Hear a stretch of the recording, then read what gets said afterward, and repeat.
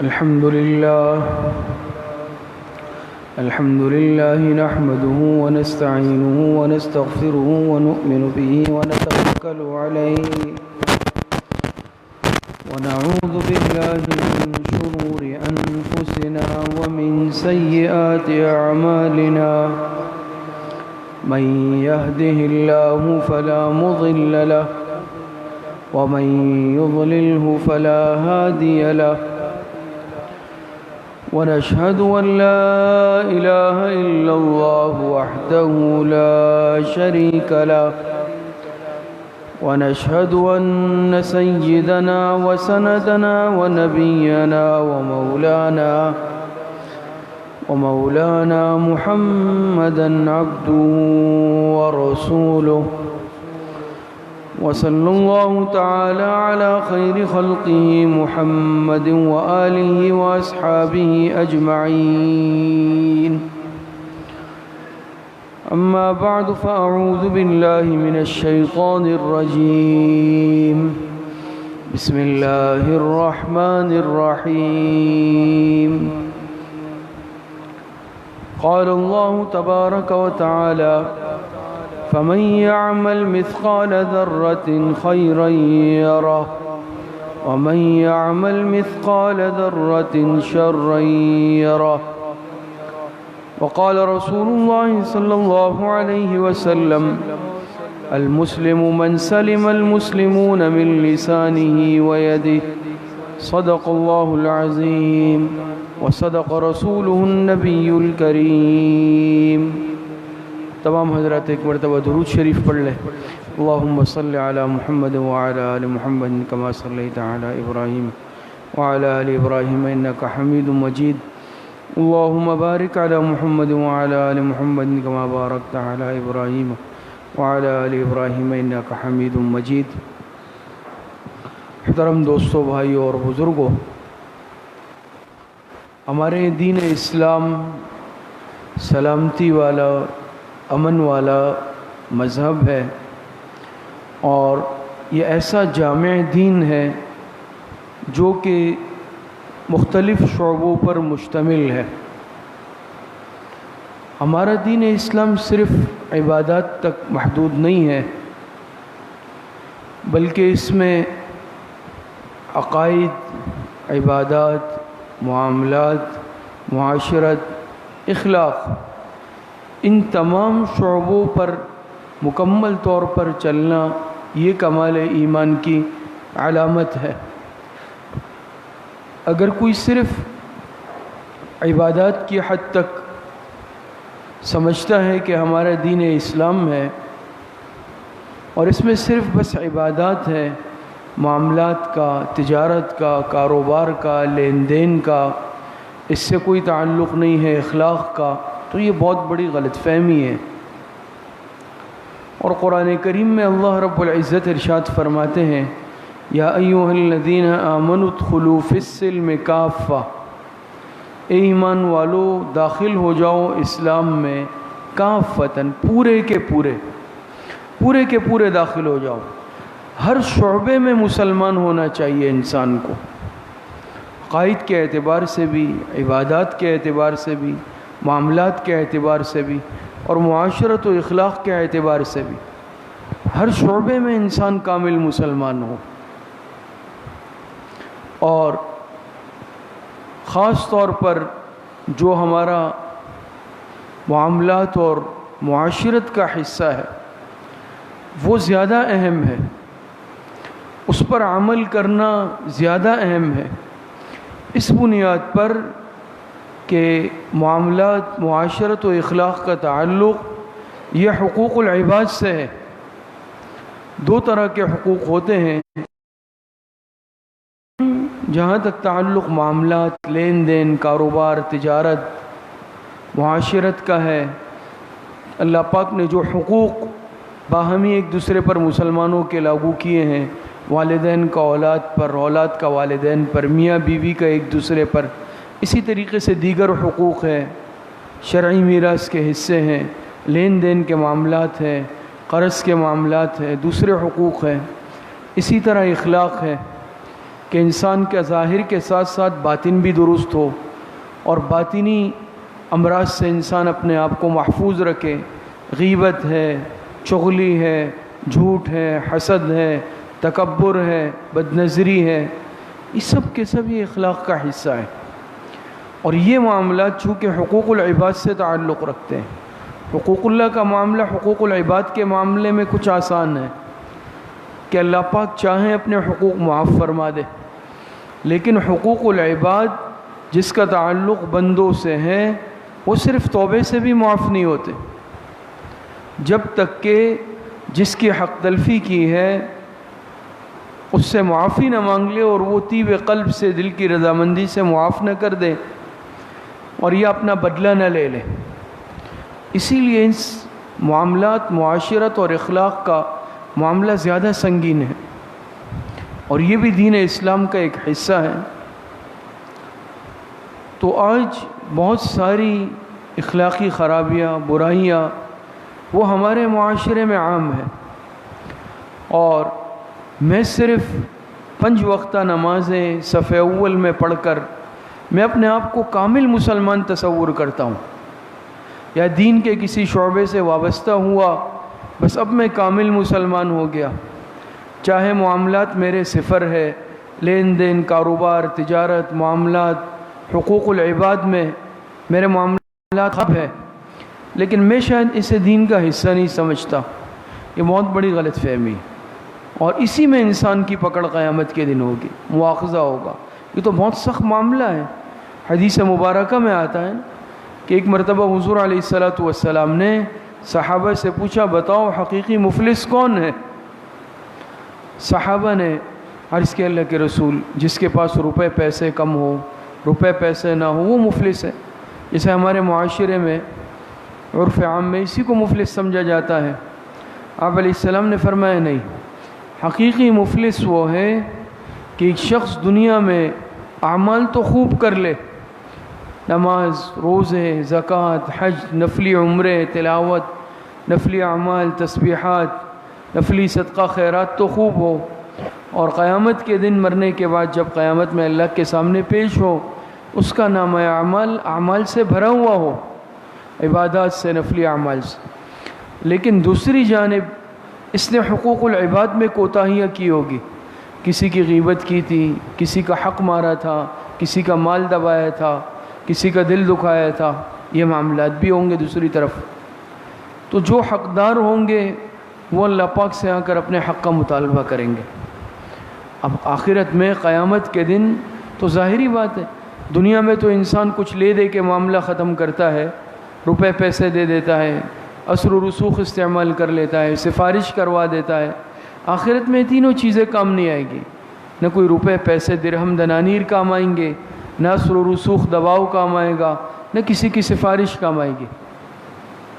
وہاں پر پھر کیا ہوگا؟ بدلہ دیا جائے گا۔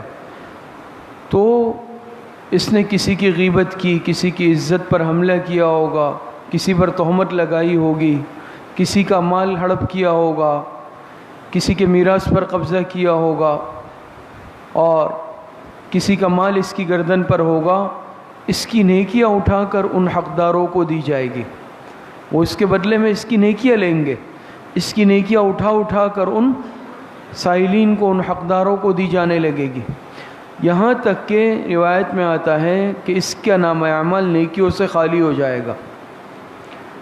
بہت سارے اعمال لے کے آیا تھا، نیکیاں لے کر آیا تھا، لیکن دوسری طرف حقوق العباد میں حق تلفیاں کی، تو اس کے بدلے میں اس کی نیکیاں اٹھا کر ان مطالبہ کرنے والوں کو دی جائے گی، یہاں تک کہ اس کا نام اعمال جب خالی ہوگا، لوگ پھر بھی باقی ہوں گے جن کا حق اس کی گردن پر ہوگا۔ اب کیا معاملہ ہوگا؟ اب ان کے گناہ اٹھا کر اس کے نام اعمال میں ڈالے جائیں گے، نیکیاں تو اس کے نام اعمال میں ختم ہو گئی، مزید موجود نہیں ہے، تو اب کیا ہوگا؟ جو حقدار آئے گا اس کے حق کے بدلے میں اس کا ایک گناہ اٹھا کر اس کے نام اعمال میں دوسرا آئے گا، تیسرا آئے گا، یہاں تک کہ جب معاملہ ختم ہوگا تو اس کا نام اعمال گناہوں سے بھرا ہوا ہوگا، اور اللہ پاک فرشتوں سے فرمائیں گے اس کو جہنم میں لے جا کر ڈال دو۔ تو آپ علیہ السلام نے فرمایا کہ یہ حقیقی مفلس ہے، اور حقیقت بھی اس طرح ہے کہ نامہ اعمال بھرا ہوا لایا لیکن دوسری جانب حقوق العباد میں کوتاہیاں کی تھی، تو نامہ اعمال بھرا ہوا لایا نیکیوں سے لیکن گناہوں سے بھر کر جہنم میں ڈالنے کا فیصلہ اس کے لیے ہوا۔ تو حقیقت بھی ہے، آج اعمال تو ہم کر لیتے ہیں لیکن اس اعمال کی حفاظت ہم نہیں کر پاتے، یا دوسری طرف معاملات ہمارے خراب ہوتے ہیں، لین دین کے، کاروبار کے، معاملات کے، اسی طریقے سے اخلاقی اعتبار سے ہم گناہوں کے مرتکب ہو جاتے ہیں اور اس میں حقوق العباد میں کوتاہی کر لیتے ہیں۔ غیبتوں سے ہماری مجلسیں گرم ہوتی ہیں، حالانکہ یہ غیبت کیا ہے؟ حدیث مبارکہ میں جناب نبی کریم صلی اللہ علیہ وسلم نے ارشاد فرمایا الغیبت اشد من الزنا، غیبت کو زنا سے بھی سخت گناہ قرار دیا گیا۔ وجہ اس کی کیا ہے؟ زنا، بدکاری کتنا بڑا گناہ ہے، ایک صاحب ایمان اس کا تصور بھی نہیں کر سکتا، لیکن غیبت ہم بڑی آسانی سے کر لیتے ہیں، غیبت کو ہم برائی نہیں تصور کرتے، حالانکہ حدیث میں اشد اس میں تفضیل کا صیغہ آیا ہے کہ بہت سخت ہے، زنا سے بھی سخت ہے، لیکن وہ معاملہ ایک صاحب ایمان اس سے گھبراتا ہے، اس کی قباحت اس کے دل میں ہے کہ بہت بڑا گناہ ہے بدکاری، لیکن غیبت پھر میں کیوں کر رہا ہوں، اسے میں کیوں برائی نہیں سمجھ رہا ہوں، جس کو جناب نبی کریم صلی اللہ علیہ وسلم نے زنا سے زیادہ بدتر قرار دیا۔ اس کی وجہ بھی علماء نے لکھی کہ زنا سے کیوں اشد قرار دیا گیا۔ ایک وجہ یہ ہے کہ انسان غیبت کو معمولی گناہ سمجھ کر کرتا ہے، حالانکہ اس کا تعلق حقوق العباد سے ہے اور یہ معمولی گناہ نہیں ہے۔ اور دوسری وجہ یہ لکھی کہ بعض مرتبہ انسان اسے سرے سے گناہ تصور ہی نہیں کرتا، بالکل ایسے نارمل انداز میں غیبتیں کرتا ہے جیسے کہ یہ کوئی گناہ کا کام ہی نہیں ہے۔ اور تیسری وجہ یہ ہے کہ غیبت کا تعلق حقوق العباد سے خالصتاً، کیوں؟ غیبت کرنے والا دوسرے کی عزت اور آبرو کو خراب کرتا ہے۔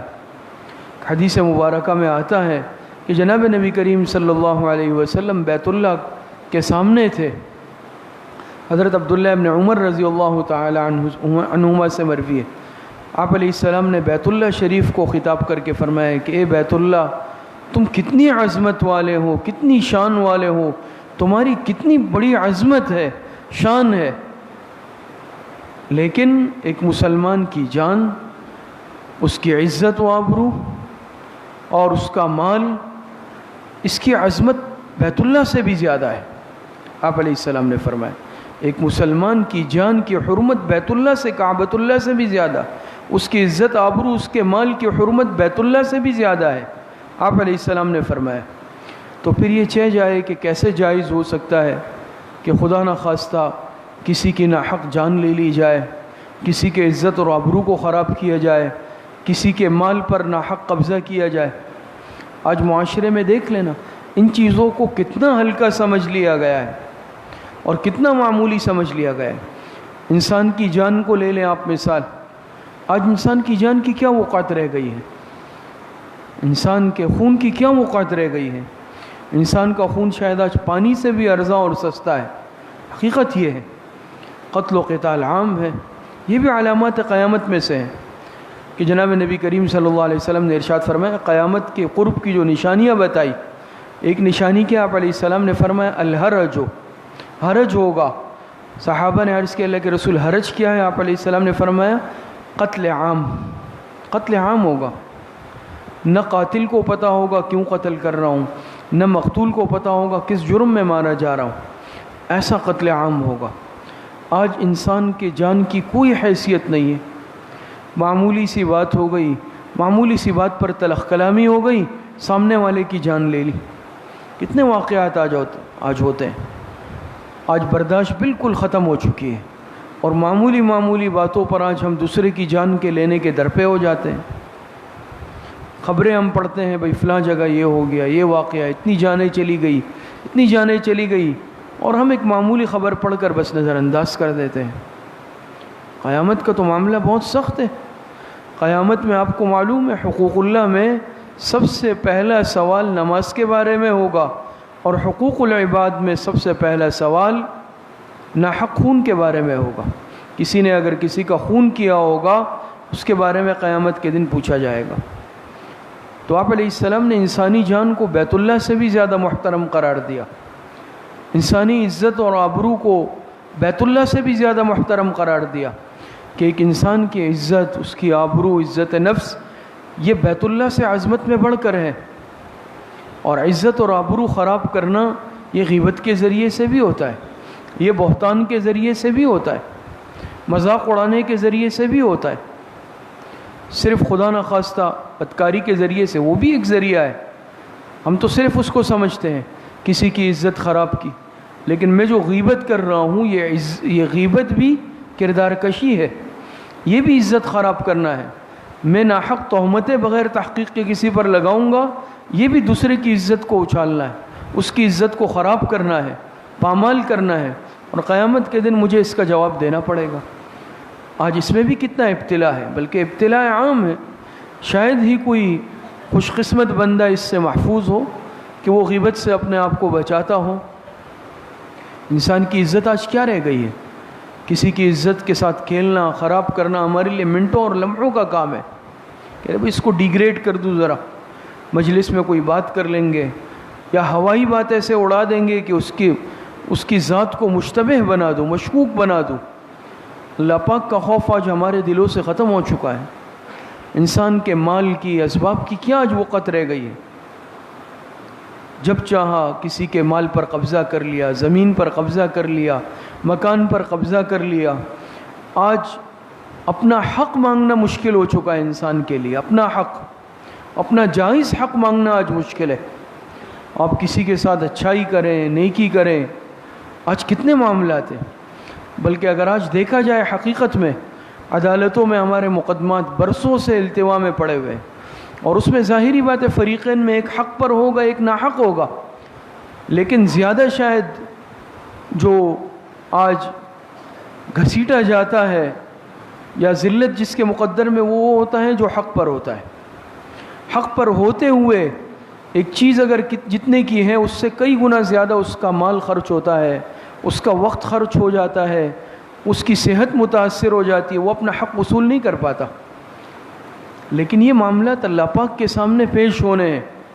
میں اگر کسی کی بالش پر زمین پر بھی قبضہ کروں گا، حدیث میں کیا وعید آئی ہے کہ دنیا میں جو کسی کی بالش بھر زمین پر قبضہ کرے گا، قیامت کے دن 7 زمینوں کا طوق اس کے گردن میں ڈالا جائے گا، گردن میں طوق ڈالا جائے گا۔ علماء نے اس کی صورت بھی یہ لکھی کہ اس زمین میں اسے دھنسایا جائے گا، یہاں تک کہ یہ دھنس جائے گا اور وہ زمینیں اس کے لیے طوق بن جائے گی۔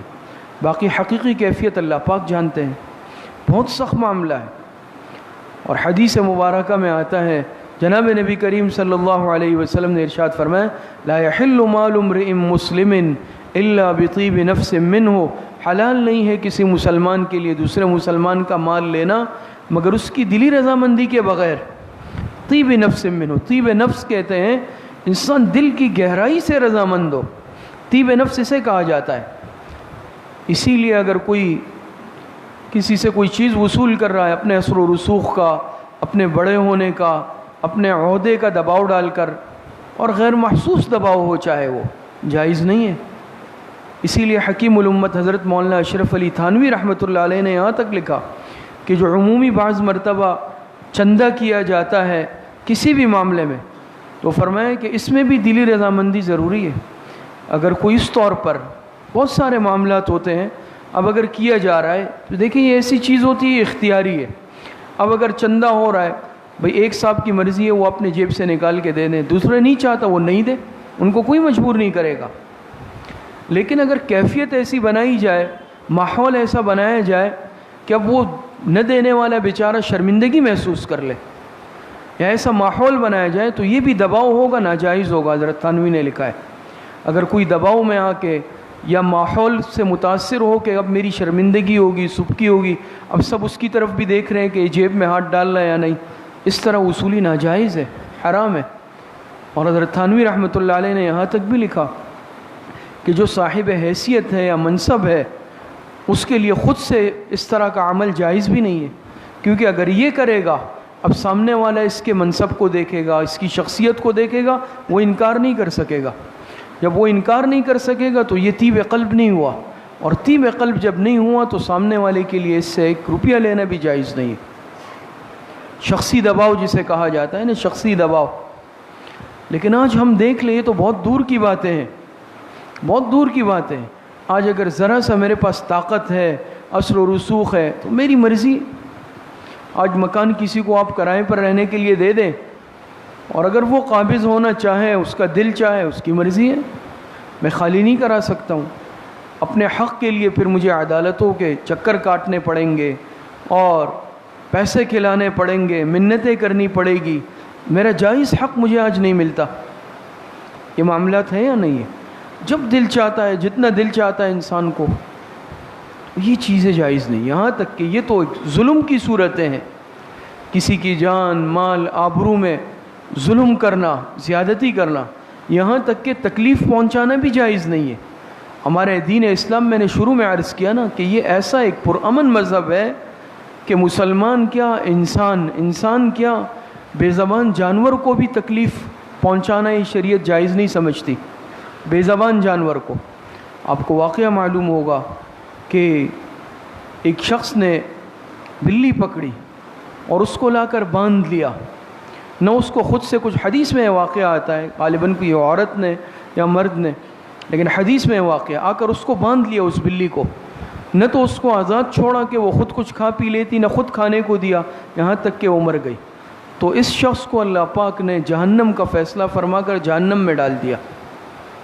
اور اس کے برعکس ایک واقعہ بدکار عورت کا، کہ بدکار عورت تھی، زانیہ تھی، لیکن راستے میں ایک کتے کو دیکھا جو پیاس سے مرنے والا تھا، اپنا جوتا نکال کر، موزہ چمڑے کا، پانی کنویں سے نکال کر پلایا، اللہ پاک نے اس عورت کی مغفرت فرما دی۔ ایک بے زبان جانور پر ظلم اللہ پاک برداشت نہیں فرماتے، ایک بے زبان جانور کے ساتھ نیکی اللہ پاک ضائع نہیں فرماتے۔ بے زبان جانور ہے، تو ایک انسان کے ساتھ اگر کوئی ظلم کرے گا، صاحب ایمان کے ساتھ کرے گا، اللہ پاک کیسے برداشت کریں گے؟ ہمارے اس دین اسلام نے ان چیزوں کو برداشت نہیں کیا۔ آج ہم اذیت کی مختلف صورتیں، جو حدیث میں نے شروع میں پڑھی، آپ علیہ الصلاۃ والسلام نے ارشاد فرمایا، المسلم من سلم المسلمون من لسانہ ویدہ، کامل مسلمان وہ ہے جس کی زبان اور ہاتھ کے ایذا سے دوسرے مسلمان محفوظ رہیں، یا مسلمان کہلانے کے لائق ہی وہ شخص ہے کہ جس کی زبان اور ہاتھ پیر کی ایذا سے دوسرے مسلمان محفوظ رہیں۔ آج نہ تو ہماری زبان قابو میں ہے، نہ ہمارے ہاتھ پیر اعضاء قابو میں ہے، ہم کس طرح اذیت کا باعث بن رہے ہیں، اور اس کی کیا کیا صورتیں ہیں۔ حالانکہ ہمارا دین اسلام، آپ مثالیں سن لیں، انسان حیران رہ جاتا ہے کہ معمولی اذیت بھی، یہاں تک کہ اگر کوئی ایسی کیفیت جو عبادت کی ہے لیکن اس میں بھی کوئی اذیت کی صورت نکل رہی ہے، شریعت اس سے بھی منع کرتی ہے۔ جماعت کے ساتھ نماز پڑھنا واجب ہے کہ انسان جماعت کو ترک نہ کرے، اور ترک جماعت پر کتنی سخت وعید ہے۔ آپ علیہ السلام نے ایک مرتبہ فرمایا کہ میرا دل چاہتا ہے کہ میں امامت کسی اور کو حوالے کر دوں، اور جو لوگ جماعت میں آ کر شریک نہیں ہوتے، جا کر ان کو گھروں سمیت جلا دوں۔ لیکن علماء نے یہ مسئلہ لکھا کہ جو شخص ایسے مرض میں خدا نخواستہ مبتلا ہے کہ جس کی وجہ سے جسم سے اگر کوئی ناگوار بدبو آ رہی ہے، کوئی ایسا معاملہ ہے، اس کے لیے جماعت میں شرکت جائز نہیں ہے، بلکہ اس کے لیے تنہا نماز پڑھنی ضروری ہے، تاکہ باقی نمازیوں کو اس کی وجہ سے اذیت نہ ہو۔ اب آپ بتائیں، جماعت سے نماز پڑھنا واجب تھا، لیکن جہاں پر مسئلہ آ گیا دوسروں کو تکلیف کا، اذیت کا، تو شریعت نے حکم بدل لیا، اب یہ حکم نہیں ہے، اب اس کے لیے نماز میں جماعت کے ساتھ جائز نہیں ہے، بلکہ تنہا نماز پڑھے گا۔ حجر اسود کو بوسہ دینا کتنا اجر و ثواب کا کام ہے، اور یہ حجر اسود کو جب انسان بوسہ دیتا ہے، یہ انسان کے گناہوں کو سب چوس لیتی ہے، انسان کے گناہ اس میں منتقل ہو جاتے ہیں، یہ چوس لیتی ہے، انسان گناہوں سے پاک و صاف ہو جاتا ہے۔ آپ علیہ السلام حجر اسود کو بوسہ دیتے تھے، لیکن علماء نے یہ مسئلہ لکھا کہ اگر حجر اسود کو بوسہ دینے کے لیے کمپیل کرنی پڑے، کسی کو دھکا دیا جائے، میری وجہ سے کسی کو تکلیف ہوگی، اب میرے لیے جائز نہیں ہے عمل، بلکہ میں استلام کر لوں دور سے، کیونکہ ایک عمل ہے، سنت یا نفلی عمل ہے، لیکن اس کے لیے میں اگر ایذاء مسلم کا مرتکب ہو رہا ہوں، میرے لیے ایسا عمل جائز نہیں ہے۔ تلاوت قرآن اجر و ثواب کا کام ہے، انسان قرآن کریم کی تلاوت کرے، لیکن خدا نخواستہ اگر قریب میں کوئی سویا ہوا ہے، آرام کر رہا ہے، اونچی آواز میں تلاوت کرنا جائز نہیں ہے۔ سلام کرنا اجر و ثواب کا کام، نیکیاں ملتی ہے، لیکن بعض مواقع پر شریعت نے سلام سے منع کر دیا۔ اگر کوئی قرآن کی تلاوت کر رہا ہے، شریعت نے کہا سلام مت کرو۔ کھانا کھانے میں مشغول ہے، شریعت نے کہا سلام مت کرو، آداب کے خلاف ہے۔ کوئی اگر استنجا کے لیے، تقاضے کے لیے بیٹھا ہوا ہے، سلام سے منع کیا گیا۔ اگر اسی طرح کوئی مجلس ہے جس میں وعظ و نصیحت کی باتیں ہو رہی ہیں اور لوگ غور اور توجہ سے باتیں سن رہے ہیں، آنے والا ابتدا میں سلام نہ کرے، تشویش ہوگی، خاموشی سے بیٹھ جائے، بعد میں سلام کر لیں۔ شریعت نے یہ پابندی کیوں لگائی؟ ایک ثواب والے کام سے روک دیا، ایک ثواب والے کام سے روک دیا، اجر والے کام سے روک دیا۔ کیوں؟ اس میں اب پہلو آ گیا تکلیف کا، اذیت کا، تشویش کا، تو شریعت نے ایک اجر و ثواب کے کام تک سے روک دیا۔ یہ کیسے جائز ہو سکتا ہے کہ میں وہ عمل کر لوں جو بجائے خود گناہ ہے، اذیت اور تکلیف کا باعث ہے؟ تو آج اس چیز کو ہم معاشرت کا حصہ شاید نہیں سمجھتے۔ اسی لیے حکیم الامت مجدد الملت حضرت مولانا اشرف علی تھانوی رحمۃ اللہ علیہ نے ہمیشہ اس پر زور دیا، آداب معاشرت پر، بلکہ اس پر آپ نے ایک رسالہ بھی لکھا آداب المعاشرت کے نام سے، مستقل سارے آداب کو اس میں جمع کر دیا، اور ہر مسلمان کے لیے اس کا مطالعہ ضروری ہے تاکہ ہم ایک حقیقی مسلمانوں والی زندگی گزار سکیں۔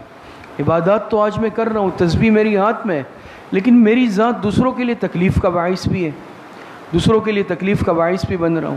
اگر میں تہجد کی اللہ پاک نے توفیق دی، اٹھ رہا ہوں، ایسے اٹھوں گا کہ ساری لائٹیں کھول دوں گا، جو سو رہے ہیں بچے ان کو بھی جگا دوں گا، تو یہ میں نے اذیت اور گناہ کا کام بھی ساتھ میں کر لیا نا۔ آپ علیہ الصلوۃ والسلام تہجد کے لیے کیسے بیدار ہوتے تھے؟ حدیث میں آتا ہے، حضرت عائشہ رضی اللہ تعالی عنہ فرماتے ہیں آپ کا حجرہ مبارک بہت چھوٹا تھا حجم کے اعتبار سے، تو آپ علیہ الصلوۃ والسلام ساتھ میں حضرت عائشہ رضی اللہ عنہ، بہت چھوٹا سا حجرہ تھا، تو آپ علیہ السلام اتنی خاموشی سے اٹھتے کہ آہٹ بھی پیدا نہ ہو اور قریب میں سوئی ہوئی اہلیہ کی آنکھ بھی نہ کھل جائے۔ حضرت عائشہ فرماتی آپ اتنی آہستگی سے اٹھتے تھے۔ آج اگر میں کبھی اٹھ بھی گیا اتفاق سے تو وہ ادھم مچاؤں گا کہ الامان والحفیظ، اس کو بھی جگاؤں گا، اس کو بھی جگاؤں گا، اس کو ملامت کروں گا، اس کو ملامت کروں گا۔ میں خود ایک کام کر رہا ہوں، نفلی کام کر رہا ہوں یا سنت پر عمل کر رہا ہوں، لیکن اس کی وجہ سے میں بیسیوں لوگوں کو اذیت میں بھی ڈال دیتا ہوں۔ کتنی صورتیں آج ہمارے درمیان رائج ہیں۔ معاشرت میں اگر دیکھا جائے، گاڑی چلا رہا ہوں، جہاں میرا گاڑی کھڑی کرنے کا دل چاہے گا میں وہاں کھڑی کروں گا۔ کسی کے گھر کا دروازہ ہے، ہسپتال کا دروازہ ہے، مسجد کا دروازہ ہے، جہاں میں نے کھڑی کر دی۔ اب میں نے مسجد کے دروازے پہ کھڑی کی، آ کے اندر نوافل کی نیت باندھ لی، آنے جانے والوں کو تکلیف، گزرنے والوں کو تکلیف، اور میں جو ہے عبادت کر رہا ہوں کہ میں عبادت کا ثواب کما رہا ہوں۔ باہر جن لوگوں کو اذیت پہنچ رہی ہے وہ تکلیف الگ۔ گھر کے گیٹ کے آگے کھڑی کر دی، اب اندر سے کسی کو نکلنا ہے، صاحب خانہ کو، کسی کو دفتر جانا ہے، کسی کو کوئی مریض ہے اسپتال لے جانا ہے، اب وہ بیچارہ تلملاتا ہوا ادھر سے ادھر جا رہا ہے، بھئی گاڑی والا کون ہے؟ ہم تو روزمرہ آپ حضرات ہم سب اس کا مشاہدہ کرتے ہیں نا، مارکیٹ چلے گئے، بازار، روڈ میں، جہاں دل چاہا، بات چیت دو آپس میں تعلق والے، اس گاڑی میں تعلق والا ہے، بھئی آپس میں ملاقات علیک سلیک ہو گئی، اس نے یہاں کھڑی کر دی، اس نے روڈ میں یہاں، پیچھے سے گاڑیوں کی لائن لگ گئی، آپس میں گپ شپ لگ رہی ہے، بات چیت ہو رہی ہے اور پیچھے ہارن بج رہے ہیں، مجھے پرواہ ہی نہیں ہے، اور اگر کسی نے زیادہ بجایا تو میں لڑنے جھگڑنے کے لیے اتر بھی جاؤں گا۔ اس طرح ہے معاملات یا نہیں؟ اپنے علاقے کو، محلے کو صفائی کی کیا کیفیت ہے؟ جو چیز جہاں پھینکنی چاہیے، جہاں میرا دل چاہا میں وہاں پھینکتا ہوں۔ کیفیت کیا ہے آپ دیکھ لیں، ہم اپنے علاقے کی کیفیت دیکھ لیں۔ مستعمل شدہ کپڑے جو ہم استعمال کرتے ہیں اپنے کام میں، پھینکنے کہاں چاہیے کہ بھئی اس کے لیے کوئی کوڑا دان ہو، ڈسٹ بن ہو، کوئی جگہ مختص ہو، لیکن آپ دیکھ لیں اس طرف سے گزر نہیں سکتے ہم، خواتین کا گزرنا محال ہے، مہمان کو لانا شرمندگی کا باعث ہے ہمارے لیے اگر ہم اس جانب سے لائیں گے، کیوں روڈ کا وجود مٹ چکا ہے، نیچے سڑک نظر نہیں آتی کہ فرش ہے یا صرف کپڑوں کا فرش بچھا ہوا ہے۔ آج ہماری صفائی ستھرائی کی یہ حالت ہے۔ ہم اس پیغمبر کے امتی ہیں کہ جنہوں نے فرمایا الطہور شطر الایمان، صفائی ایمان کا حصہ ہے۔ لباس میں جس لباس میں مسجد آنا چاہوں میری مرضی ہے، چاہے اس کی وجہ سے کسی کو بھی تکلیف ہو۔ جس لباس کو پہن کر میں اپنے گھر جانا پسند نہیں کرتا، سسرال جانا میں پسند نہیں کرتا، دعوت میں جانا اپنی شان کے خلاف سمجھتا ہوں، لیکن اللہ پاک کا گھر مجھے اتنا بے حیثیت معلوم ہوتا ہے کہ یہاں میں جس حالت میں آ جاؤں، جس حلیہ اور جس کیفیت میں آ جاؤں۔ آج مسلمان کی یہ کمزوری ہے، آج میری یہ حالت ہے۔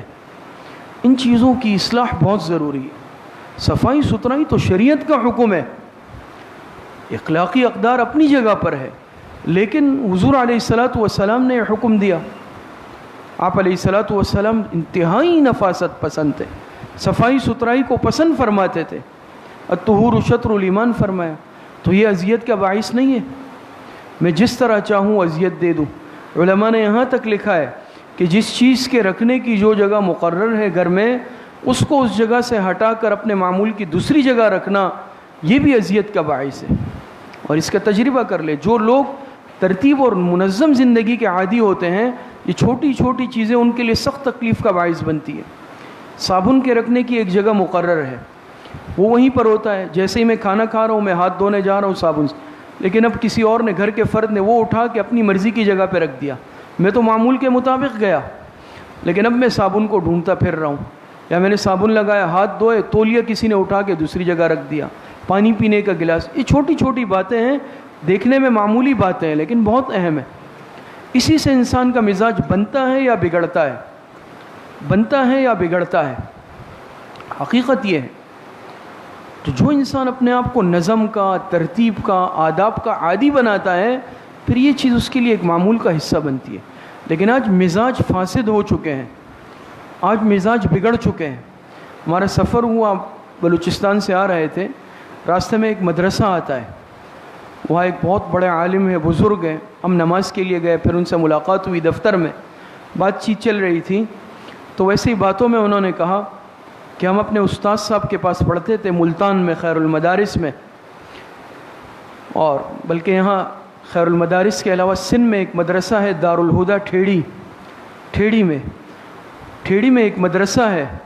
وہ فرمایا کہ ہمارے ایک استاد صاحب تھے وہاں، وہ اتنی ترتیب کے پابند تھے کہ ہم ان کے پاس جاتے تھے خدمت میں، دفتر میں جو چیز جگہ رکھی رہتی تھی، فرمایا کہ چشموں کا ایک کیس تھا جس میں وہ چشمے رکھتے تھے، اس کی جو جگہ، جیسے اب ٹیبل ہے، اس میں تھوڑا سا ادھر بھی رکھ سکتا ہوں ادھر بھی، فرمایا کہ 30 سال ہو گئے یہ فریم ادھر سے ادھر بھی نہیں ہوا معمولی سا رکھنے میں، یعنی جگہ کے اعتبار سے بھی اتنے پابند تھے اور اتنے ایک نظم کے، جو چیز رکھتے تھے تو اس کو معمولی سے بھی ادھر ادھر اس کا ہونا برداشت نہیں کرتے۔ آج تو ہماری زندگی بالکل بدنظمی والی ہے نا، ایک ترتیب کے ساتھ نہیں ہے، جو کیا، جو چیز جہاں پھینکی، گاڑی جہاں کھڑی کی، اور جو کچھ کیا، کسی کو تکلیف ہو رہی ہے، کوئی چیخ رہا ہے۔ دیکھیں نا، آج اگر میں کوئی پروگرام کر رہا ہوں، میں لاؤڈ اسپیکر لگاؤں گا، پروگرام میرا اپنا ہے، میرے گھر والے سن رہے ہیں، میرے 10 8 9 10 مہمان آ کے سن رہے ہیں، میں پوری بلڈنگ کو سنوانا اپنا فرض سمجھوں گا، پورے محلے کو تکلیف اور اذیت میں ڈالنا شاید اپنا